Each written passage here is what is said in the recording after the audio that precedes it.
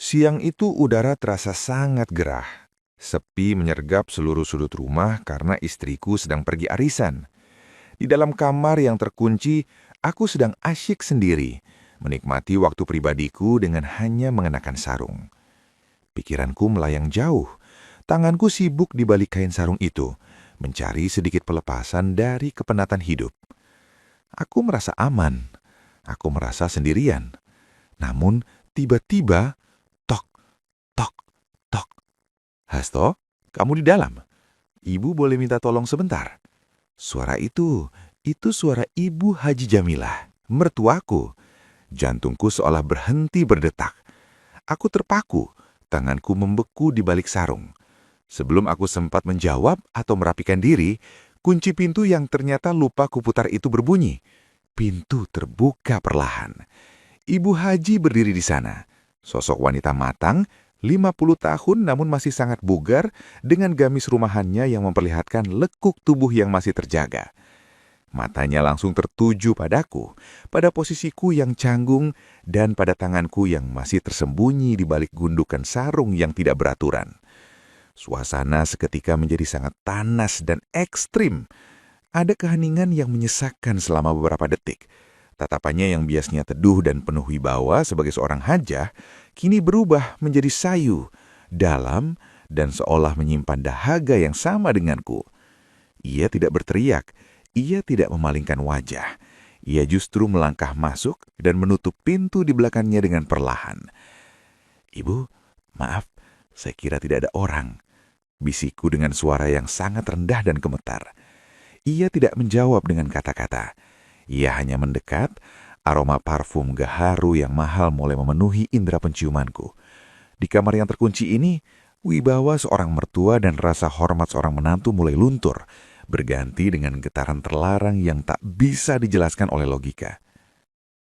Sejak siang yang mematikan itu, hubungan kami bukan lagi sekedar menantu dan mertua. Ada kesepakatan bisu yang terjalin. Setiap kali istriku tidak di rumah, Ibu Haji Jamilah akan mengetuk pintu kamarku dengan ketukan yang sama, 3 kali pelan. Dan setiap kali itu pula, aku menyambutnya dengan isi sarung yang kini telah menjadi miliknya seutuhnya. Ia sering mengeluh bahwa selama ini hidupnya hanya diisi dengan urusan pengajian dan status sosial. Namun jiwanya sangat gersang. Di usianya yang matang, ia merasa lebih hidup saat berada di dekatku.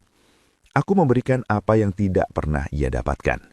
Rasa diinginkan sebagai seorang wanita, bukan hanya sebagai seorang ibu haji. Berkali-kali kami terjebak dalam situasi ekstrim. Pernah suatu malam, saat seluruh keluarga sedang berkumpul di ruang tengah, kami berpapasan di dapur yang gelap. Tanpa kata, ia merapat padaku. Tangannya menyentuh sarungku dengan keberanian yang luar biasa. Adrenalin itu, sensasi terlarang itu, benar-benar menjadi candu bagi kami berdua. Aku tidak tahu ini salah siapa.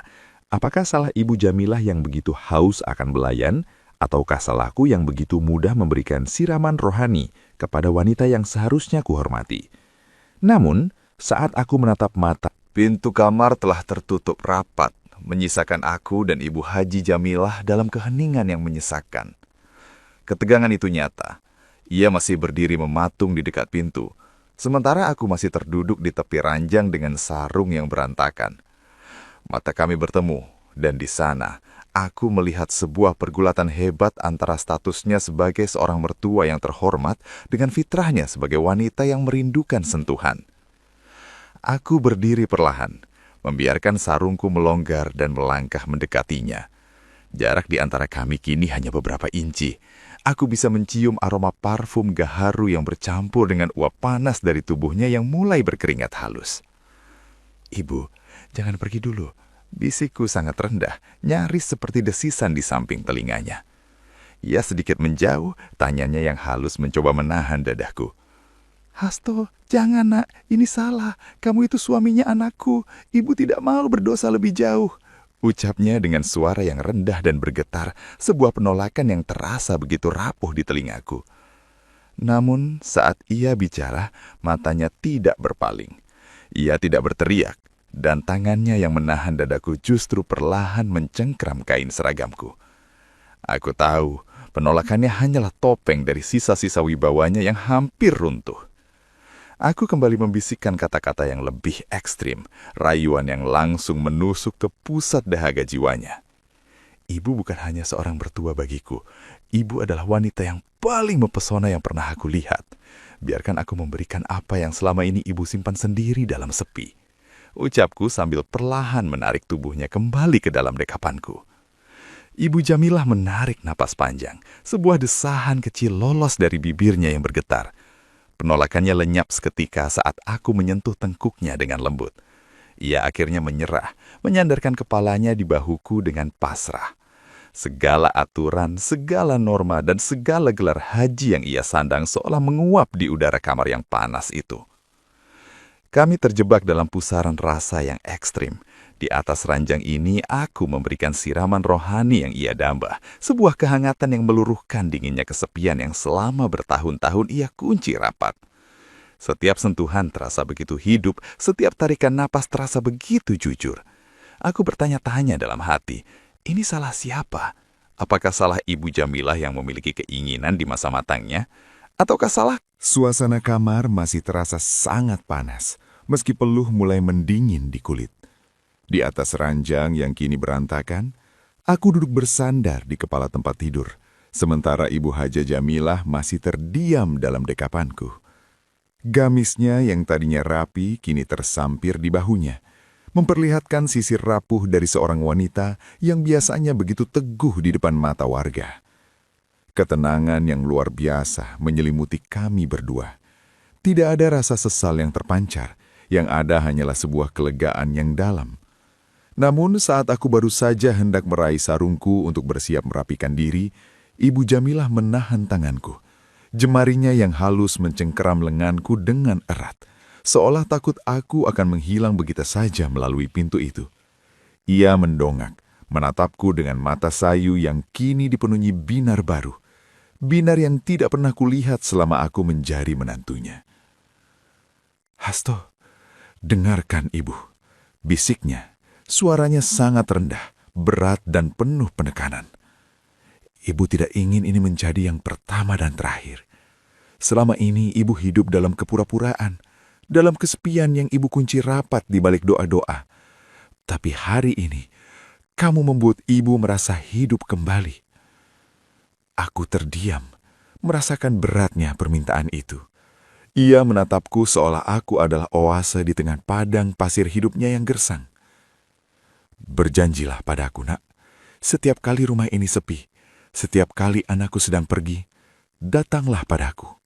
Masuklah ke kamar ini dan berikan aku siraman rohani itu lagi. Jangan biarkan ibu kembali ke dalam sunyi yang membunuh itu." Ucapnya dengan nada memohon yang sangat ekstrim bagi seorang wanita dengan status sosial sepertinya.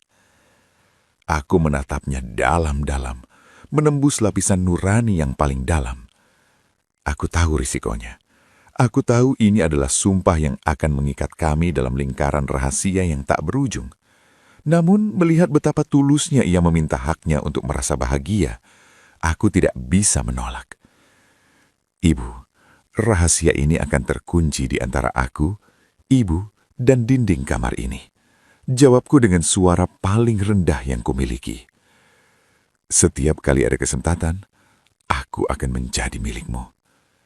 Aku tidak menyalahkan Ibu Jamilah atas permintaannya yang rutin ini, dan aku tidak menyalahkan diriku sendiri karena telah mengiyakannya.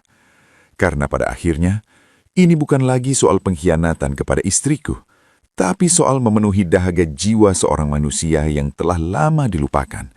Ini adalah hak. Sore itu, suasana di dalam kamar masih dipenuhi oleh sisa-sisa siraman rohani yang baru saja kami selesaikan. Ibu Haji Jamilah masih bersandar lemas di dadaku, membiarkan jemarinya menelusuri kain sarungku dengan sisa-sisa nafas yang memburu.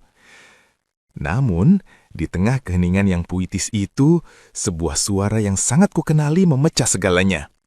Drum mesin mobil dan bunyi brak pintu mobil yang ditutup di garasi. Itu mobil Ani, istriku. Jantungku seolah meloncat ke kerongkongan. Denyut nadiku berdegup kencang, menghantam dinding dadaku. Ibu Jamilah tersentak, matanya yang tadi sayu kini melebar karena horor. Ia segera menarik gamisnya, mencoba menutupi tubuh matangnya dengan gerakan gemetar yang ekstrim.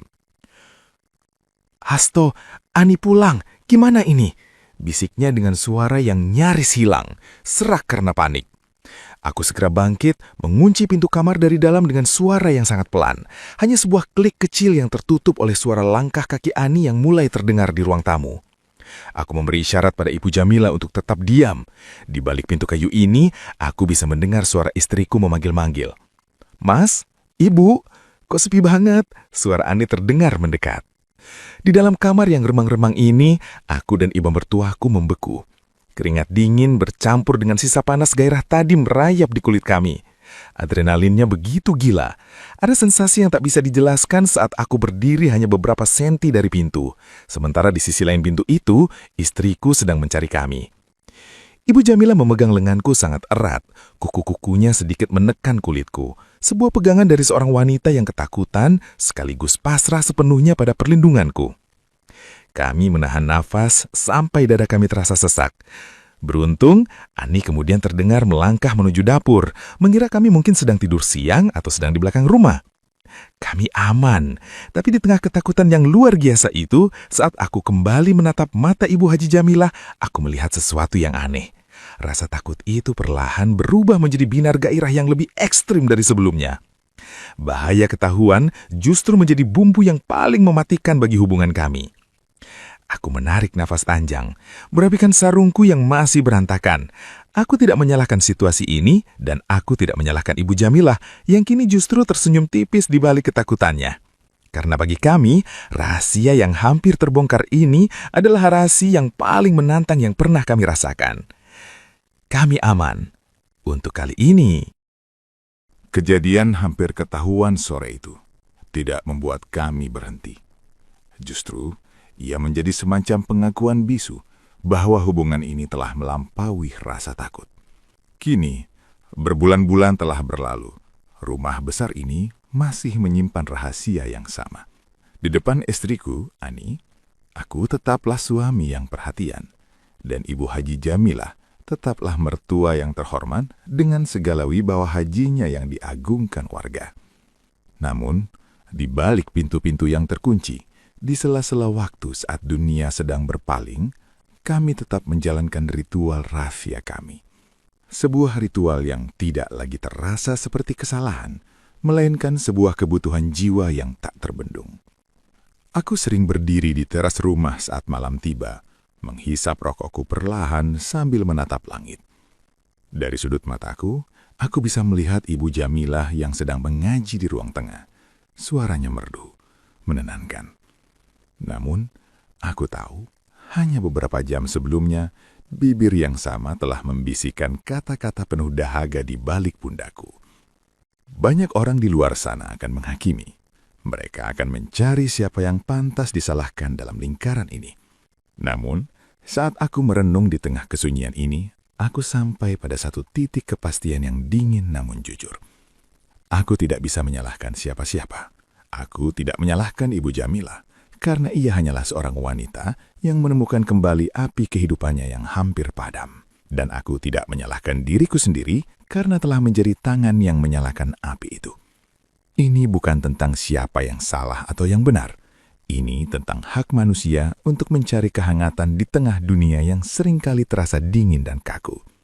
Kami hanya dua jiwa yang mengambil hak kami untuk berbahagia, meski di jalan yang dianggap terlarang oleh dunia. Rahasia ini akan terus kami bawa, tersimpan rapat di balik kain sarungku dan di bawah lipatan gamis Ibu Jamilah.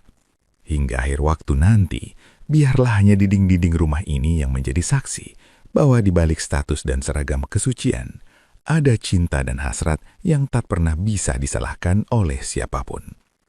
Tuliskan komentar paling bijak dan